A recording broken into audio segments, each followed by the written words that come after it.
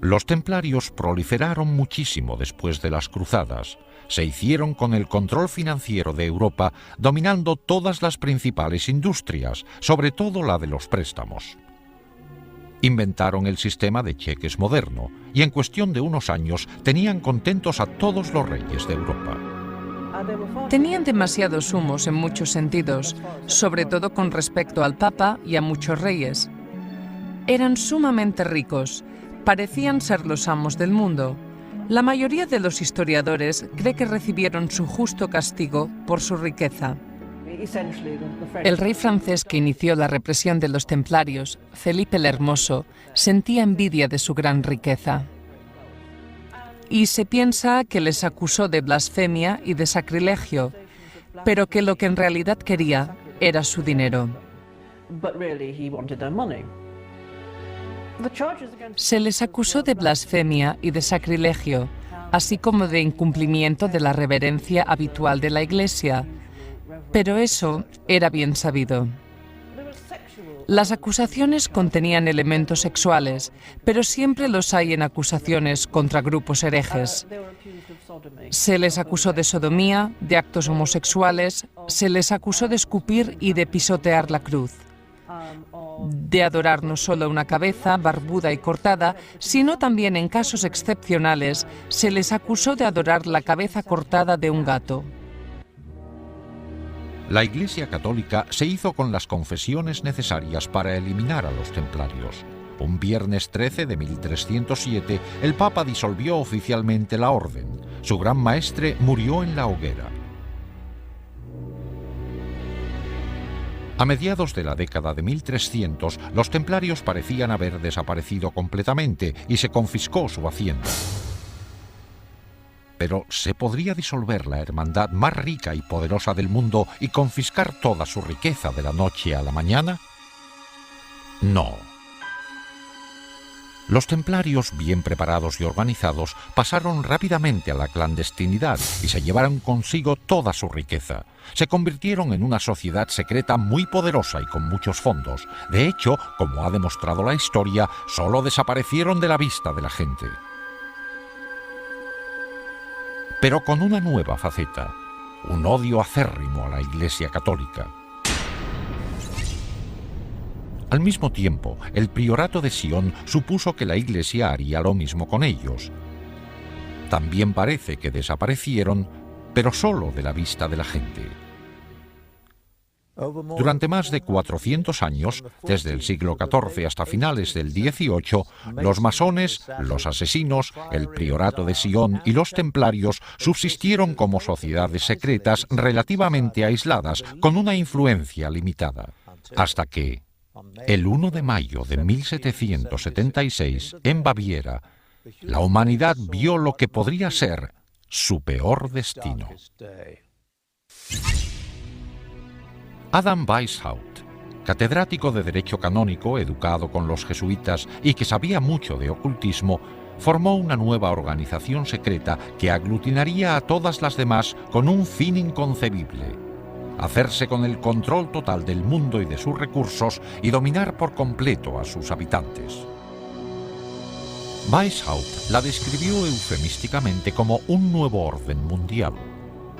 Esta hermandad diabólica se fundó inspirándose en una síntesis de las ideas centrales de sociedades secretas anteriores. Combinó ingeniosamente los conocimientos y ritos secretos masónicos, el misticismo islámico, artes mortales y uso del hachís de los asesinos, el carácter influyente del priorato de Sion, así como la riqueza, poder, organización militar y venganza contra la Iglesia Católica de los templarios. A todo eso, él añadió sus conocimientos de ocultismo. No fue mero accidente que escogiera el 1 de mayo, una fecha muy importante del calendario satánico, para fundar su asociación. El grupo se llamaba Illuminati. La traducción pública era inspirados intelectualmente. Pero Weishaupt dijo en privado que la palabra provenía de Lucifer y significaba poseedores de la luz. El sello oficial de la hermandad era una pirámide mística sin acabar y un ojo encima con rayos de luz irradiando en todas las direcciones. El ojo representaba la clarividencia y la sabiduría de la hermandad iluminada que domina el mundo. El fundador enumeró a sus seguidores los 5 medios principales secretos que se emplearían para lograr su objetivo de dominar el mundo en su totalidad. 1. Se emplearía el soborno sexual y monetario para controlar a hombres que ostenten cargos importantes en las distintas categorías de todos los gobiernos y otros puestos de responsabilidad. 2. Los Illuminati que fueran profesores de facultad y universidad deberían preparar a los mejores estudiantes para la causa.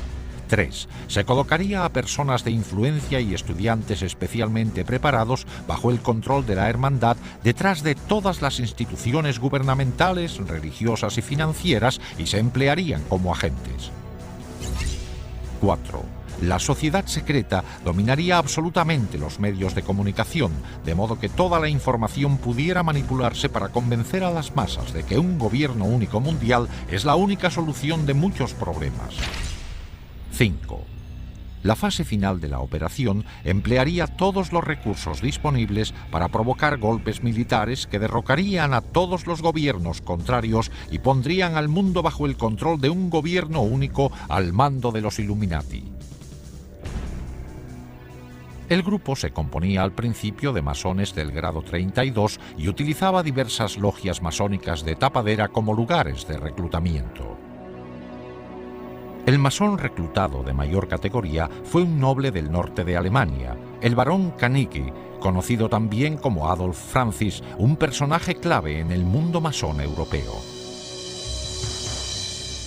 Los Illuminati eran muy reservados, hasta el punto de llamarse a sí mismos y sus centros con nombres clásicos falsos. Por ejemplo, Weishaupt era Espartaco, Carnegie era Filo, la sede era Eleusis, Austria era Egipto, etc. Las fechas se indicaban de forma codificada. Bajo la dirección de Carnegie, el número de miembros ascendió a más de 3.000. Pero un triunfo tan rápido también provocó oposición. Los jesuitas se habían opuesto a los Illuminati desde el comienzo y al final todos los sacerdotes acabaron siendo enemigos acérrimos. La Iglesia Católica se opuso a la sociedad secreta. De hecho, los sacerdotes se opusieron tanto que el gobernador de Baviera declaró a los Illuminati conspiración ilegal por edicto en 1784. Muchos Illuminati fueron encarcelados y algunos, incluido Weishaupt, fueron exiliados. Al poco tiempo, la masonería también fue eliminada de Baviera. A finales del siglo XVIII, los Illuminati parecían haber desaparecido completamente del mapa. Pero en realidad, los Illuminati siguieron el ejemplo de las sociedades secretas anteriores, pasaron a la clandestinidad y añadieron un objetivo secreto más: infiltrarse y derribar la religión católica.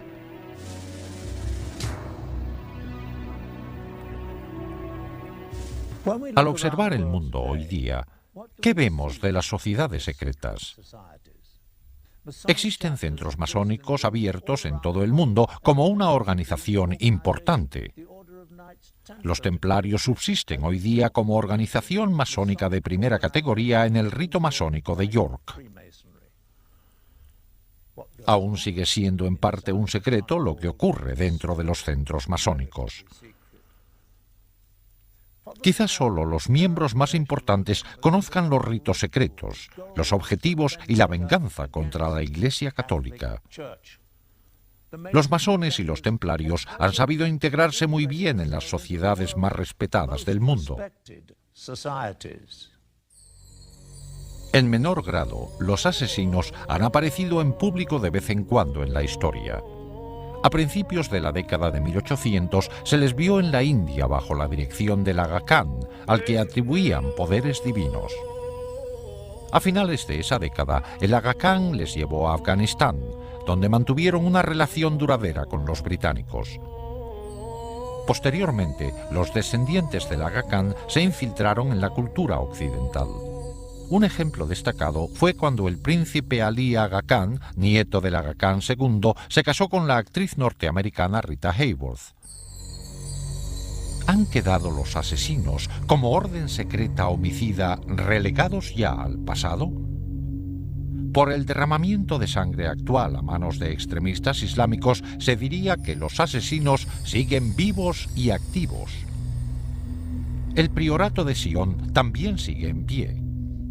De hecho, se piensa que varias figuras históricas ilustres han ejercido de grandes maestres del priorato y existen pruebas que lo confirman. En 1975 se descubrió algo en una biblioteca de París. Se encontraron unos pergaminos llamados Le Dossier Le Carré. En estos documentos se revela que entre sus miembros secretos estaban Leonardo da Vinci, Víctor Hugo e Isaac Newton. Hay quienes atribuyen al priorato la creación de la Unión Europea. Se cree que el anterior presidente de Francia, François Mitterrand, era miembro del priorato, al igual que mucha otra gente con poder. En cuanto a la estirpe merovingia, que los miembros del priorato juraban proteger, aún se mantiene.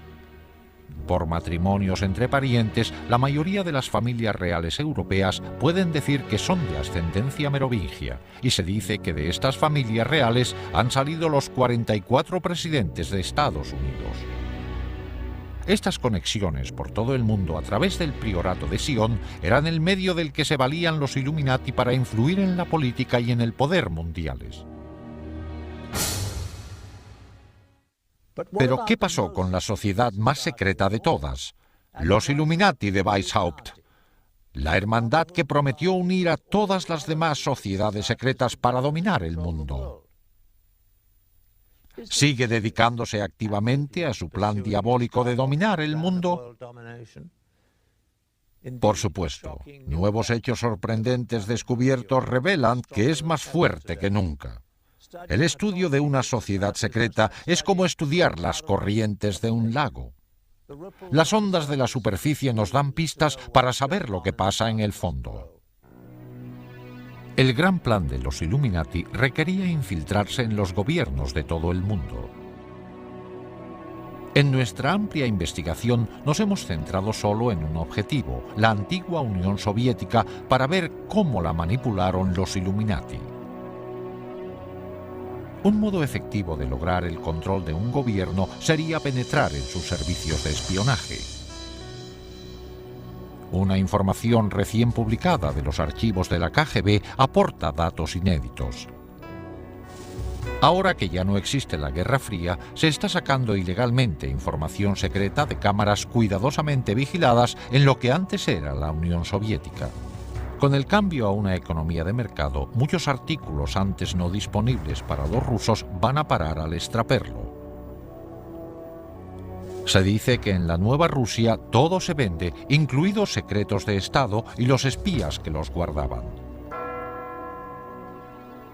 Con el derrumbe de la Unión Soviética se disolvió la KGB. El nuevo gobierno creó sus nuevas agencias propias de seguridad y de espionaje y empleó a muchos trabajadores de la antigua KGB, pero dejó a muchos sin trabajo. Incluso a los que tenían empleo no se les pagaba a menudo lo prometido. Observamos que muchos empleados de la antigua KGB estaban dispuestos a aportar información personal de sus actividades secretas en la agencia por un precio.